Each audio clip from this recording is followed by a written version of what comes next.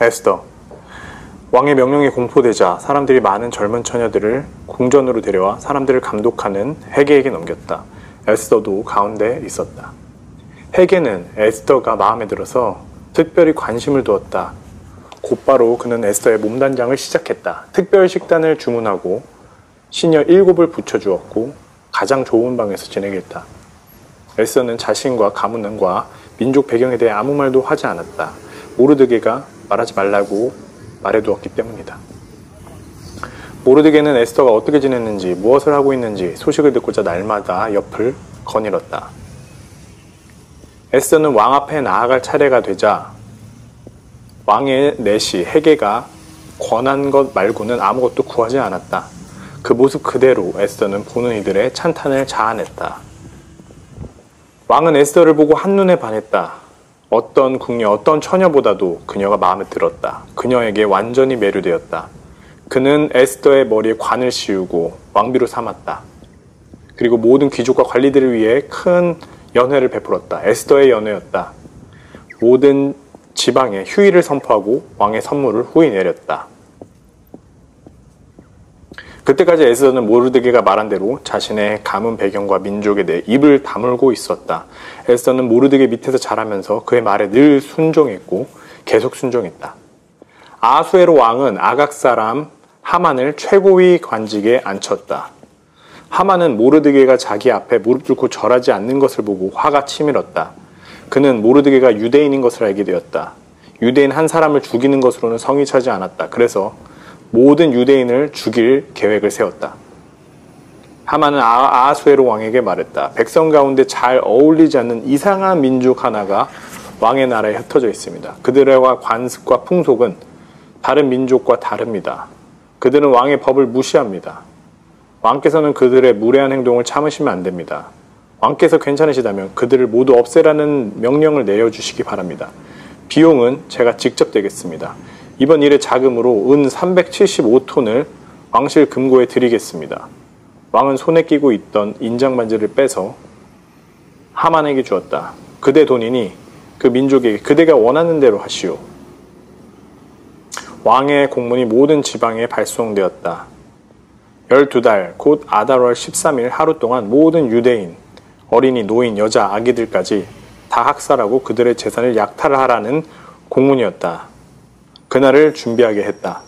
이 모든 일을 알게 된 모르드게는 자기 옷을 찢어 베옷을 입고 재를 뒤집어 쓴 채 대성통곡하며 성의 거리로 나갔다. 베옷을 입은 사람은 누구도 왕의 문 안으로 들어갈 수 없으므로 그는 왕의 문 앞까지 와서 멈춰섰다. 왕의 명령이 모든 지방에 게시되자 유대인들이 크게 애통했다. 금식하면서 슬피 울면서 부르짖었다. 그들은 베옷 차림으로 재를 뒤집어 쓰고 들어 누웠다. 에스더가 이 말을 들으니 크게 충격을 받았다. 에스더는 모르드게에게 새 옷을 보내 베옷을 벗도록 했지만 모르드게는 받지 않았다. 에스더는 왕이 그녀에게 시중을 들도록 붙여준 왕국 내시 하닥을 불러서 모르드게에게 가서 무슨 일인지 전말을 알아오게 했다. 하닥은 모르드게에게 갔다. 모르드게는 그동안 있던 일을 모두 말했다. 그는 또 하만이 유대인 학살 자금으로 왕에게 준 돈의 액수까지 정확히 말해주었다. 모르드게는 왕의 공문 사본을 그에게 주면서 에스더에게 돌아가 보고할 때 그것을 보이라고 말했다. 그리고 왕에게 나아가 자기 민족을 위해 간절히 구하고 탄원하라. 왕에게 나가서 자기 민족을 위해 간절히 구하고 탄원하라는 당부도 전했다. 하닥이 모르드게에게 에스더의 말을 전하자 모르드게는 다시 에스더에게 이렇게 말했다. 하닥이 돌아와서 모르드게의 말을 에스더에게 모두 전했다. 에스더는 다시 모르드게에게 이렇게 전했다. 여기 왕 밑에서 일하는 사람과 모든 백성도 아는 것처럼 왕의 부름 없이 왕께 나가는 모든 사람은 죽게 됩니다. 왕께서 금호를 내밀 때에만 예외입니다. 그러면 그 사람은 살 수 있습니다. 내가 부름을 입어 왕 앞에 나간 지 벌써 3일이나 지났습니다. 하닥이 모르드게에게 에스더 말을 전하자 모르드게는 다시 에스더에게 하닥이 모르드게에게 에스더 말을 전하자 모르드게는 다시 에스더에게 이렇게 말했다.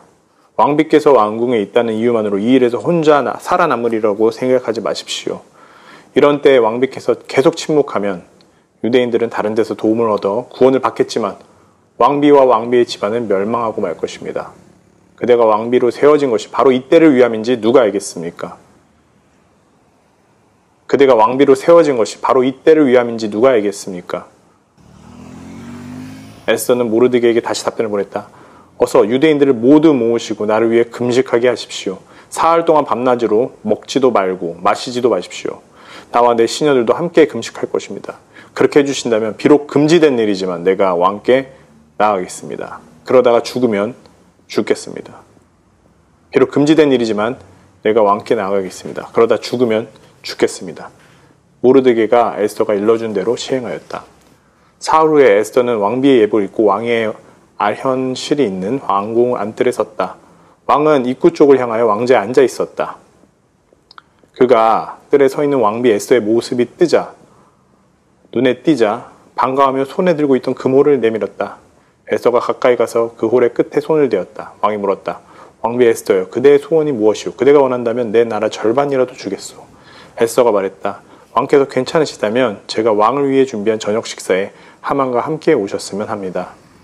왕이 말했다. 당장 하만을 부르거라. 그와 함께 에스더가 준비한 저녁을 드리겠다. 그래서 왕과 하만은 에스더가 마련한 저녁 자리에 동석했다. 함께 술을 마시던 중에 왕이 에스더에게 말했다. 이제 그대가 원하는 것을 말해보시오. 내 나라 절반이라도 지나치지 않으니 말만 하시오. 에스더가 대답했다. 제가 원하는 것은 이것입니다. 왕께서 제게 은혜를 베푸시고 제 소원과 간구대로 해주시기를 기뻐하신다면 제가 내일도 저녁을 차려 왕과 하만을 모시고 싶습니다. 왕께서는 하만과 함께 오시기 바랍니다. 그때는 왕께서 물으시면 바로 제 소원을 아뢰겠습니다. 하만은 아주 즐거운 기분으로 궁을 나섰다. 그때 그를 무시하는 모르드게가 보였다. 하만은 화가 치밀어 올렸다. 하지만 꾹 참고 자기 집으로 갔다. 하만은 자랑했다. 에스더 왕비가 왕을 대접하는 사적인 저녁 식사에 나를 초대했지 뭐요. 내일도 나를 초대했소. 그런데 그 유대인 모르드게만 보면 이 모든 게 하나도 즐겁지가 않소. 하만은 그의 아내 세레스와 친구들의 말에 따라서 교수대를 세웠습니다. 그날 밤 왕은 잠이 오지 않아서 매일의 사건을 기록하는 실록을 가져다가 자기 앞에서 읽도록 명령했다. 실록을 읽던 중에 우연히 모르드게가 음모를 폭로해서 자신의 목숨을 살려준 일을 알게 되었다. 이런 일을 한 모르드게에게 상을 내려 그 공을 취하했느냐? 왕의 시종들이 대답했다. 그에게 해준 것이 하나도 없습니다. 거기 뜰에 누가 있느냐? 마침 하만이 교수대를 세우자는 말을 하려고 서 있던 참이었다. 하만이 뜰에 있습니다. 안으로 들게 하라. 왕이 그에게 말했다. 내가 특별히 높이고자 하는 사람인데 그에게 무엇을 해주면 좋겠소? 하만 속으로 생각했다. 나를 높이겠다는 말씀이구나. 나 말고 또 누가 있겠는가? 그래서 왕에게 이렇게 대답했다. 왕께서 높이기를 기뻐하시는 사람이라면 이렇게 하시는 것이 좋을 듯합니다. 왕께서 입으시는 옷과 왕께서 타시는 말을 내오게 하십시오. 그런 다음 그 말의 머리에 왕의 관을 씌우고 그 옷과 말을 왕의 가장 높은 대신에게 맡기셔서 왕께서 특별히 높이시려는 그 사람에게 입히십시오. 그리고 그를 말에 태워 성읍 광장을 지나면서 왕께서 특별히 높이고자 하시는 사람에게는 이렇게 하신다 하고 외치게 하십시오. 왕이 하만에게 말했다. 바로 가서 그 말대로 하십시오. 한시도 지체하지 마시오. 내 옷과 말을 가지고 왕의 문에 앉아있는 유대인 모르드게에게 가서 그대가 나에게 말한 대로 하시오. 사소한 것 하나라도 빠뜨려서는 안 돼요. 하만은 그 옷과 말을 가지고 모르드게에게 가서 옷을 입히고 선포했다. 왕께서 특별히 높이고자 하시는 사람에게는 이렇게 하신다. 하만은 더없이 분해서 얼굴을 가리고 급히 자기 집으로 돌아갔다. 그 자리에 있던 똑똑한 친구와 아내 세레스가 이렇게 말했다. 당신에게 승산이 없으니 이제 망한 것이나 다름없습니다. 그 이야기를 마칠 때 저녁 식사에 가게 되었다. 왕과 하만은 왕비 에스더와 함께하는 저녁 식사에 참석했다. 두 번째 저녁 식사에서도 왕은 술을 마시면서 에스더에게 말했다. 왕비 에스더여, 무엇을 원하시오? 내 나라 절반이라도 좋으니 말만 하시오. 모든 게 당신 것이오.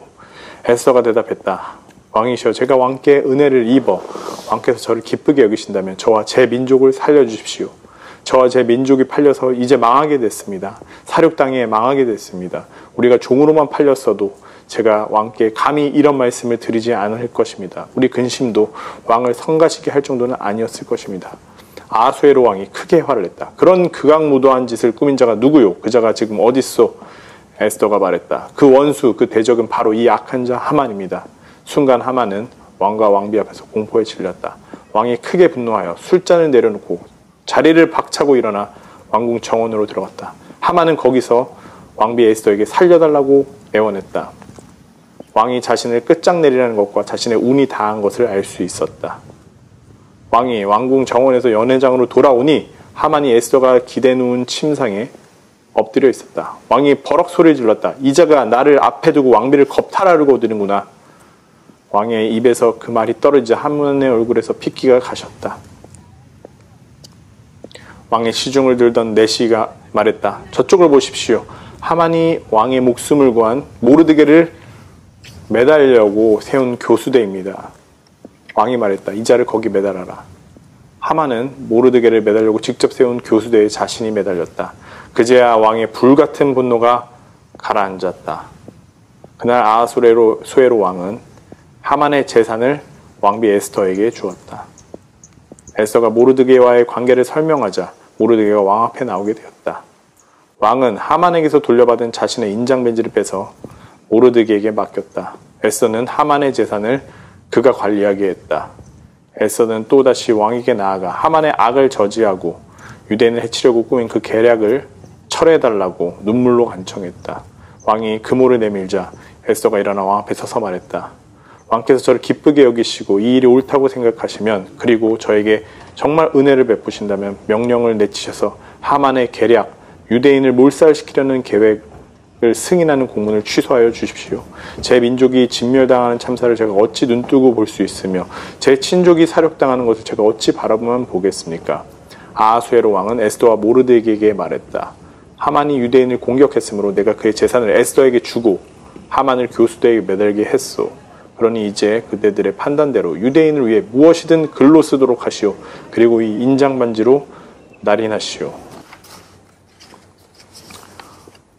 모르드게는 왕 앞에서 물러나왔다. 수사성에서 기쁨이 흘러넘쳤다. 유대인들에게 밝은 빛과 웃음이 찾아온 것이다. 즐겁고 기쁘고 자랑스러운 날이었다.